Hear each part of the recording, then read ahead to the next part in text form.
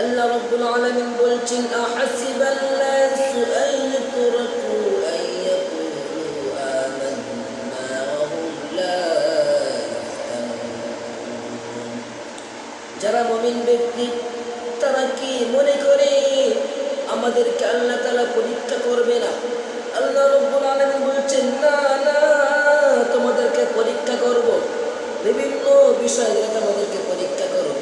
আল্লাহ তাআলা বলছেন ওয়ালানাবলুওয়ান্নাকুম বিশাইইন মিনাল খাউফি ওয়াল জু'i ওয়া নাকসিন মিনাল আমওয়ালি ওয়াল আনফুসি ওয়াস সামারাত ওয়া বাশশিরিস সাবিরিন। আল্লাহ রাব্বুল আলামিন কখনো ভয়ের দ্বারা পরীক্ষা করবেন।